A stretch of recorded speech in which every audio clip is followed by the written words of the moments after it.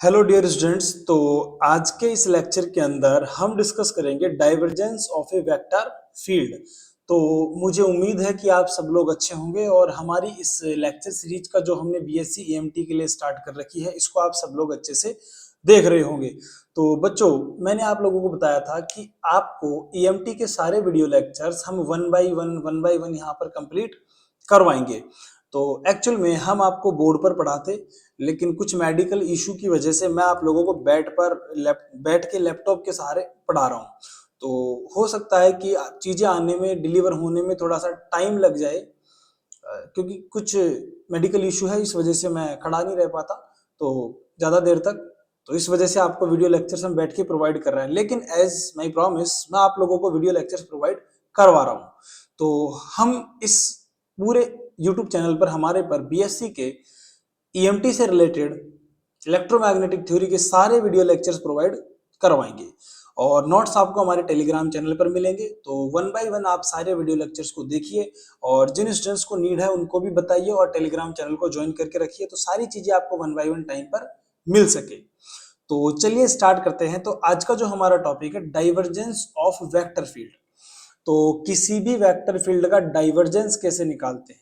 अब यहां पर क्वेश्चन राइज ये होता है बच्चों कि डाइवर्जेंस क्या होता है हमारे पास। तो डाइवर्जेंस आप लोगों के लिए एक न्यू टर्म है फिजिक्स में। तो जैसे लास्ट क्लासेस में हमने ग्रेडियंट के बारे में पढ़ा था, तो उसी तरीके से हम इस लेक्चर के अंदर डाइवर्जेंस के बारे में पढ़ेंगे। तो सबसे पहले आप लोगों को जानना होगा कुछ बेसिक इंफॉर्मेशन कि व्हाट इज डाइवर्जेंस। तो डाइवर्जेंस जो होता है हमारे पास फिजिक्स में ऐसी टर्म है जो फ्लो को रिप्रेजेंट करता है। किसको? फ्लो को। जैसे सपोज किसी आपके पास एक पानी का बाल्टी है, एक एग्जांपल ले लेते हैं हम जिससे आपको डाइवर्जेंस अच्छे से समझ में आ जाएगा। तो डाइवर्जेंस जो टर्म होती है हमारे पास फिजिक्स में फ्लो फ्लो को रिप्रेजेंट करती है। अब ये जो फ्लो हो रहा है ये इलेक्ट्रिक फील्ड लाइंस का भी हो सकता है, मैग्नेटिक फील्ड लाइंस का भी हो सकता है, किसी भी वेक्टर फील्ड का फ्लो हो सकता है। तो उसको हम डाइवर्जेंस की फॉर्म में कैसे रिप्रेजेंट करेंगे। तो चलिए मैं आप लोगों को एक अच्छा सा एग्जांपल देकर समझाता हूँ। तो देखिए, जब भी हम एक पानी की बाल्टी भरते हैं, सपोज आपने एक पानी की बाल्टी भर ली। अब आपने जो ये पानी की बाल्टी भरी है, इस पानी की बाल्टी को आपने जब भरा तो जो फील्ड लाइंस है, जो पानी वाटर है, वो किधर आया? अंदर की तरफ आया।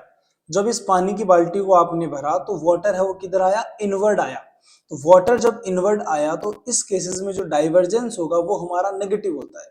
कितना होता है? नेगेटिव होता है। अब हमने क्या कर दिया, पानी की बाल्टी के नीचे सेंटर में एक होल कर दिया। सेंटर में क्या कर दिया? होल कर दिया। तो पानी की बाल्टी के सेंटर में जब होल करेंगे तो उसमें भरा हुआ वाटर आउट जाएगा, आउट स्प्रेड होएगा। तो इस केसेस में जो डाइवर्जेंस आएगा हमारा बच्चों पॉजिटिव आएगा।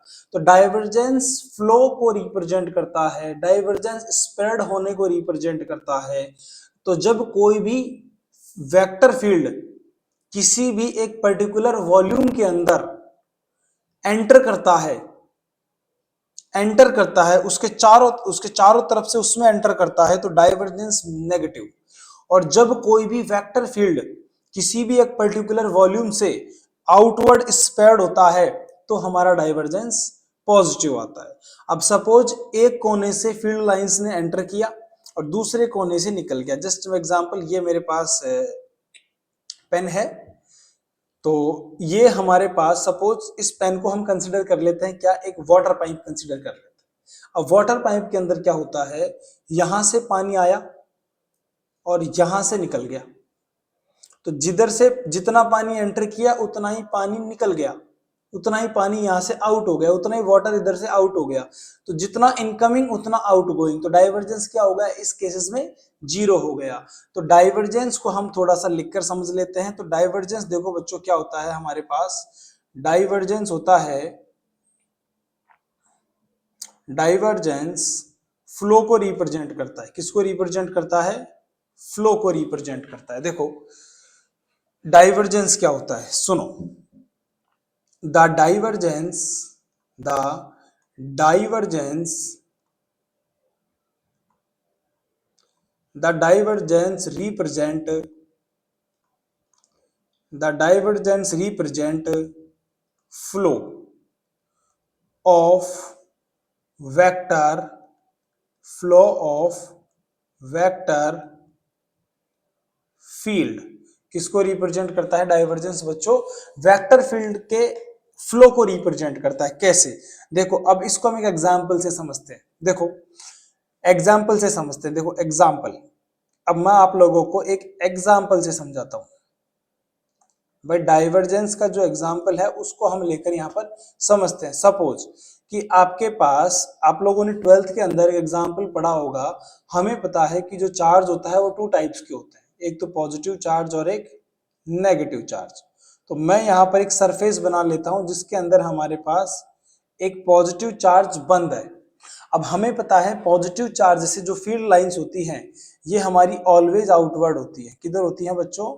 आउटवर्ड डायरेक्शन में होती है। किधर होती है? आउटवर्ड डायरेक्शन में होती है। तो हमारे पास ये जो फील्ड लाइंस होगी ये आउटवर्ड डायरेक्शन में होंगी। किधर होंगी? आउटवर्ड डायरेक्शन में होंगी। तो यहां से ये जो इलेक्ट्रिक फील्ड है, यहां पर जो इलेक्ट्रिक फील्ड है, कौन सा फील्ड बच्चों? इलेक्ट्रिक फील्ड है।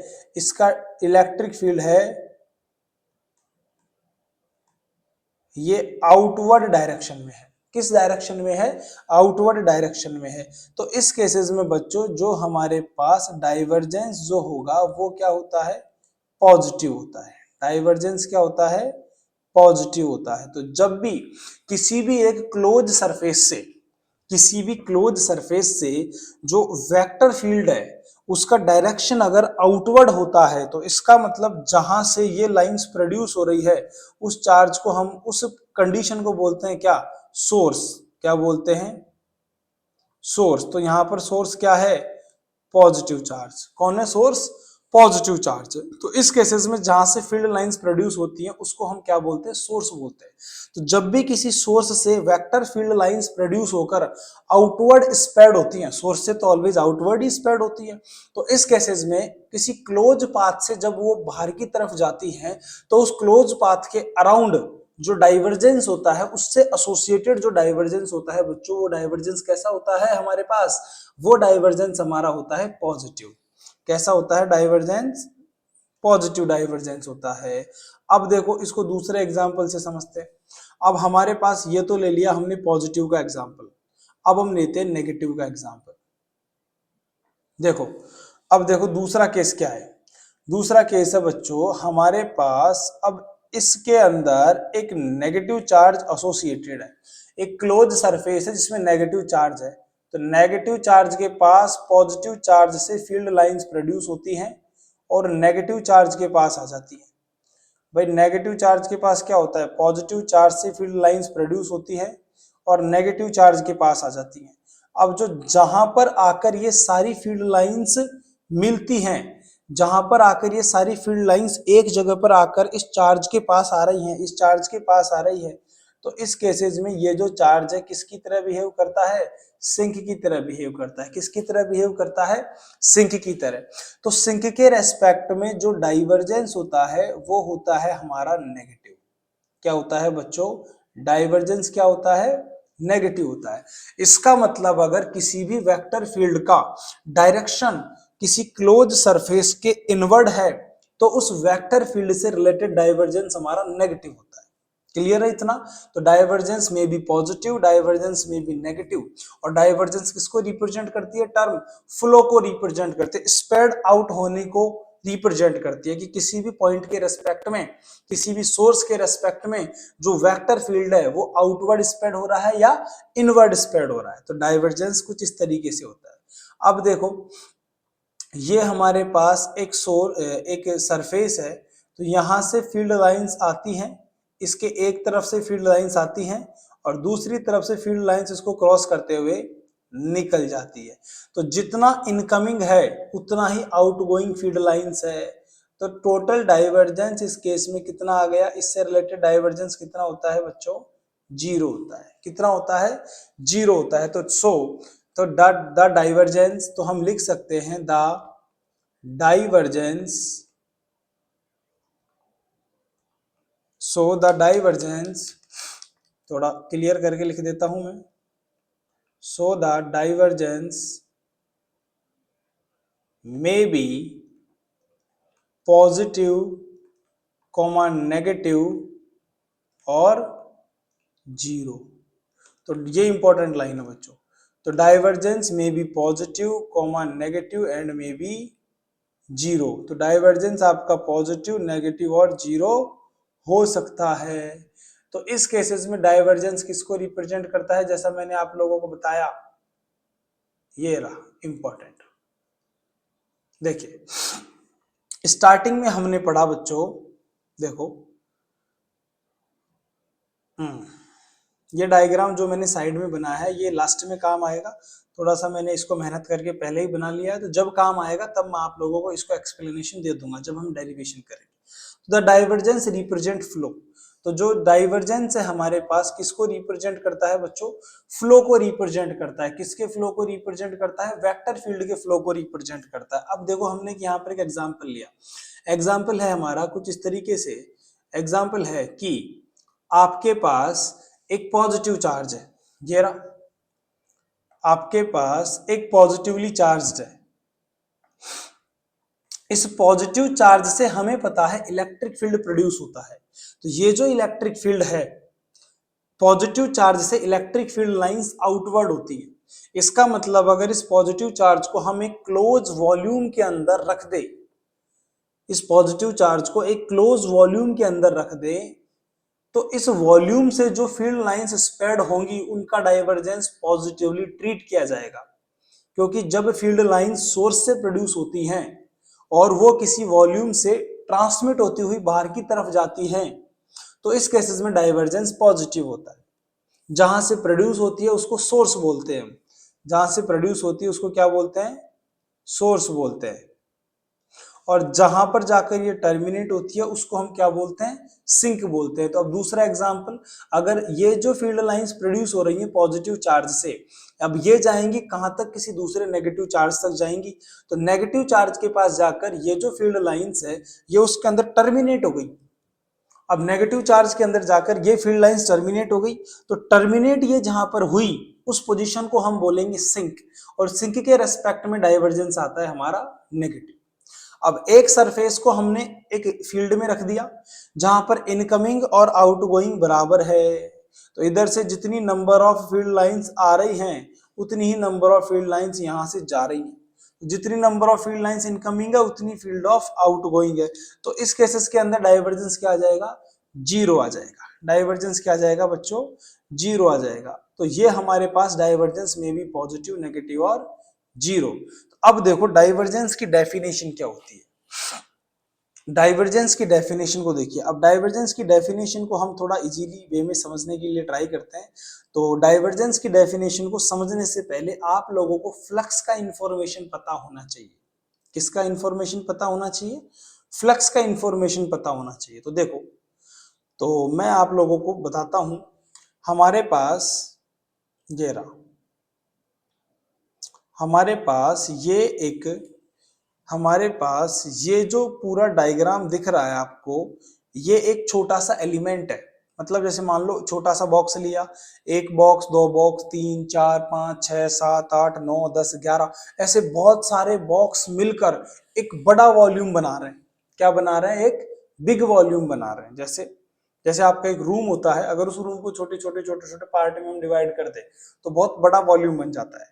तो यहाँ पर हमने पूरे वॉल्यूम में से एक छोटा सा पार्ट ले लिया, ये जो आपको इस डायग्राम के अंदर दिख रहा है। तो ओरिजिन के रेस्पेक्ट में हमने इसके पॉइंट ले लिए S R M N T K Q L, और ये जो हमारे पास पूरा वॉल्यूम है, इस वॉल्यूम का पूरा वॉल्यूम एलिमेंट कितना है, ये डीवी। वॉल्यूम एलिमेंट क्या है, ये डीवी। अब इस डीवी डीवी के सेंटर पर एक वेक्टर फील्ड प्रोड्यूस हो रहा है, ए वेक्टर। इसका x डायरेक्शन में कंपोनेंट है ax, y डायरेक्शन में कंपोनेंट है ay और z डायरेक्शन में कंपोनेंट क्या है, az है। तो यहां पर इस पूरे वॉल्यूम एलिमेंट से रिलेटेड फ्लक्स निकालने के लिए, पूरे वॉल्यूम एलिमेंट से रिलेटेड फ्लक्स देखो कैसे निकालेंगे, इस पूरे वॉल्यूम एलिमेंट से रिलेटेड फ्लक्स। तो देखो हम इस वॉल्यूम एलिमेंट से रिलेटेड फ्लक्स निकालते हैं। देखिए इधर अब देखो बच्चों, यहां से देखो, लेट्स, अब वो जो डायग्राम है हमारे पास वहां से शुरू होता है। वेक्टर फ्लक्स मैंने आप लोगों को कल भी बताया था कैसे निकालते हैं, और आज भी इस लेक्चर के अंदर थोड़ा सा वेक्टर फ्लक्स में डिस्कस करता हूं। Let's consider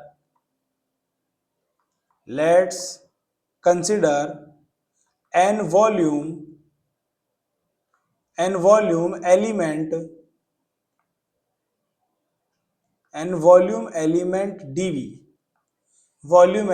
dv and a vector field and a vector field a vector and a vector field a vector is associated with this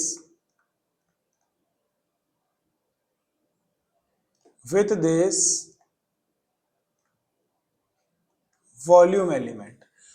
Let's consider a volume element dv and a vector field a vector associated with this volume element dv. तो अब देखो हमने बच्चों क्या किया, हमने एक volume element, हमने एक क्या कंसिडर कर लिया, एक वॉल्यूम एलिमेंट कंसिडर कर लिया। ये रहा हमारे पास, ये पूरा वॉल्यूम एलिमेंट है dv। अब इसके साथ जो एसोसिएटेड फील्ड है वो हमारा कौन सा फील्ड है, ए वेक्टर है। कौन सा फील्ड है बच्चों, ए वेक्टर है। तो ये जो वॉल्यूम एलिमेंट है dv हमारे पास, आपको पीडीएफ बाद में मिल जाएगी इसकी, जैसे हमारा ये लेक्चर कंप्लीट होगा। तो ये जो हमारे पास वॉल्यूम एलिमेंट है, तो इससे रिलेटेड जो फ्लक्स होगा, तो so flux related to dv will be phi is equal to होता है हमारे पास integration of A vector dot D A vector. इसका एरिया कितना है, डी ए वेक्टर, एक फेस से रिलेटेड। अब इसमें कितने फेसेस हैं, 6 फेसेस हैं। अब ये फ्लक्स एक फेस के रेस्पेक्ट में, दूसरे फेस के रेस्पेक्ट में, तीसरे फेस के रेस्पेक्ट में, चौथे फेस के रेस्पेक्ट में, पांचवें के रेस्पेक्ट में, छठे के रेस्पेक्ट में, तो टोटल 6 फेस के रेस्पेक्ट में हम यहाँ पर इस फॉर्मूले से फ्लक्स निकाल सकते हैं। तो यहां से हमारे पास जो डाइवर्जेंस की डेफिनेशन आती है बच्चों, divergence may be defined as formula होता है बच्चों, divergence of A vector is equal to limit dv tending to 0 phi divide by dv। ये हमारे पास डाइवर्जेंस का फॉर्मूला होता है। तो डाइवर्जेंस का फॉर्मूला इसकी डेफिनेशन के अकॉर्डिंग क्या आता है, किसी यूनिट वॉल्यूम से रिलेटेड फ्लक्स को, किसी यूनिट वॉल्यूम से रिलेटेड फ्लक्स को हम किससे रिप्रेजेंट करते हैं, डाइवर्जेंस से रिप्रेजेंट करते हैं। So the flux related with unit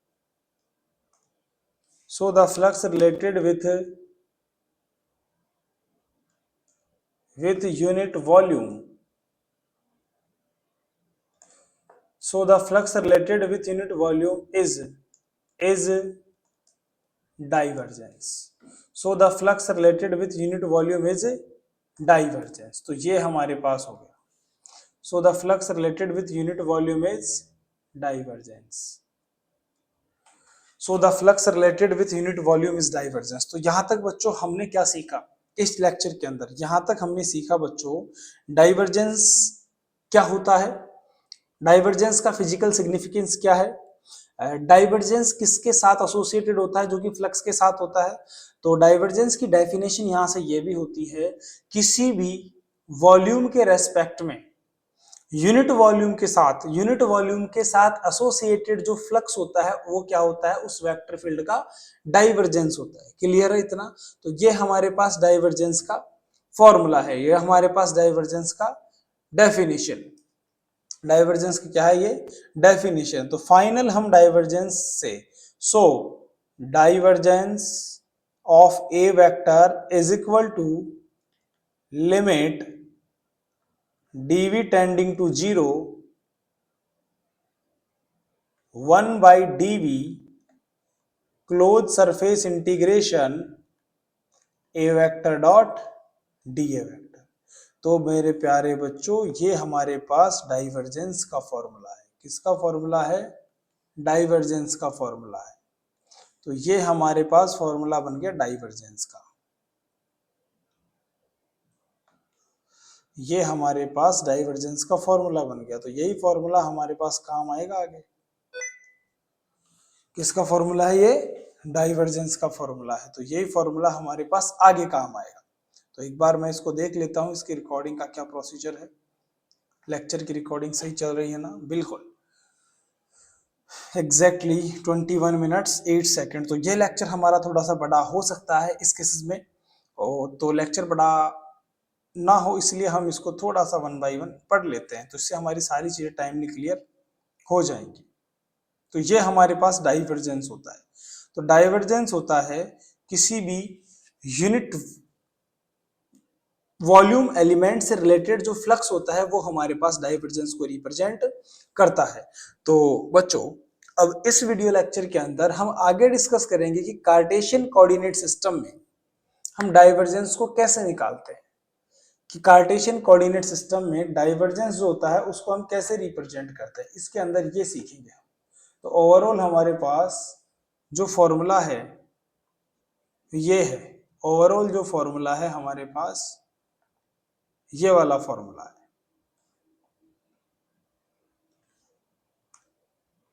overall जो फॉर्मूला है हमारे पास ये है। मैं इसको थोड़ा हाईलाइट कर देता हूं, ये हमें दिखेगा यहाँ पे।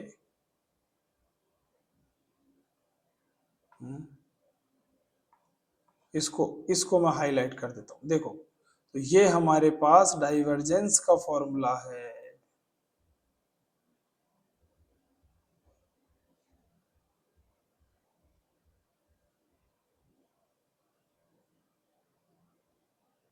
ये देखो, इसको मैंने कर दिया हाईलाइट।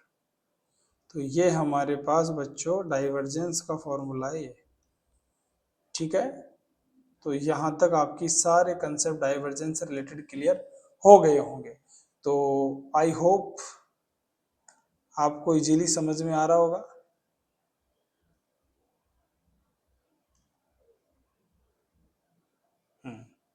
ठीक है, तो ये हमारा डाइवर्जेंस से रिलेटेड जो बेसिक सिग्निफिकेंस है वो कंप्लीट हो चुका है। अब हम जो नेक्स्ट वीडियो लेक्चर के अंदर डिस्कस करेंगे, हम डिस्कस करेंगे डाइवर्जेंस इन कार्टेशियन कोऑर्डिनेट सिस्टम। तो कार्टेशियन कोऑर्डिनेट सिस्टम में डाइवर्जेंस को कैसे निकालते हैं, डाइवर्जेंस का फिजिकल सिग्निफिकेंस मैंने आप लोगों को इस लेक्चर के अंदर बता ही दिया है। तो ये जो हमारे पास डायग्राम मैंने बनाया है, ये वाला डायग्राम, ये हमारा कार्टेशियन कोऑर्डिनेट सिस्टम में काम आएगा। किसमें काम आएगा? कार्टेशियन कोऑर्डिनेट सिस्टम में डाइवर्जेंस निकालने के लिए हम इस डायग्राम का यूज करेंगे। तो चलिए इस लेक्चर को हम यहीं पर एंड करते हैं और अगले लेक्चर के अंदर डिस्कस करते हैं डाइवर्जेंस इन कार्टेशियन कोऑर्डिनेट सिस्टम। तो ये डाइवर्जेंस का हमारा एक छोटा सा फिजिकल सिग्निफिकेंस था। क्लियर है इतना? तो बच्चों, अगर सपोज आप एक क्लासरूम में पढ़ रहे हो, किस में पढ़ रहे हो? एक क्लासरूम में आप पढ़ रहे हो और उस क्लासरूम के अंदर टीचर आपको पढ़ा रहा है और स्टूडेंट पढ़ रहे हैं। अचानक से कोई कैंडिडेट उस क्लासरूम में एंटर करता है, then divergence is negative. Class disturb हो जाती है ना, तो डाइवर्जेंस नेगेटिव आएगा। अगर सपोज वही कैंडिडेट जो क्लास को डिस्टर्ब कर रहा है, कोई कैंडिडेट क्लास को डिस्टर्ब कर रहा है, वो क्लास छोड़ के बाहर जा रहा है, तो डाइवर्जेंस पॉजिटिव। डाइवर्जेंस क्या है? पॉजिटिव।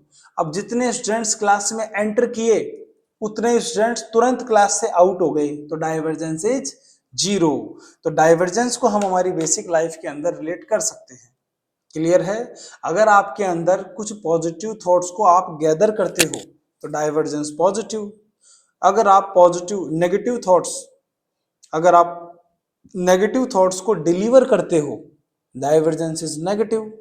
अगर आप, सीधा सा मीनिंग है बच्चों, अगर आपके पास कुछ भी आ रहा है तो दैट इज पॉजिटिव डाइवर्जेंस।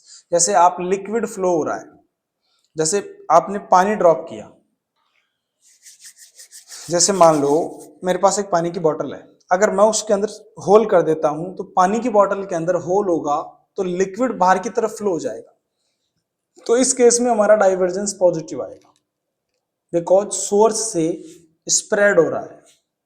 और अगर मैं पानी की बोतल को भरता हूं तो डाइवर्जेंस नेगेटिव आएगा, क्योंकि अब सिंक के पास आ रहा है। क्या आ रहा है? सिंक के पास आ रहा है। तो जब सोर्स से फील्ड लाइंस प्रोड्यूस होकर स्प्रेड होती हैं तो डाइवर्जेंस पॉजिटिव होता है, और जब सिंक के पास स्प्रेड होती हुई कहीं से सिंक के पास आकर टर्मिनेट होती है तो डाइवर्जेंस नेगेटिव होता है। या फिर जितनी फील्ड लाइंस इनकमिंग होती है उतनी आउटगोइंग हो जाती है तो डाइवर्जेंस जीरो होता है। तो इस तरीके से इस लेक्चर को एंड करते हुए मिलते हैं हम हमारे नेक्स्ट वीडियो लेक्चर में एक बेहतरीन कंसेप्ट के साथ। तो बने रहिए फिजिक्स एडवाइजर इंस्टीट्यूट के ऑफिशियल यूट्यूब चैनल के साथ, और बीएससी को इसी तरीके से ढंग से पढ़ते रहिए। तो मिलते हैं नेक्स्ट वीडियो लेक्चर में। Thank you very much.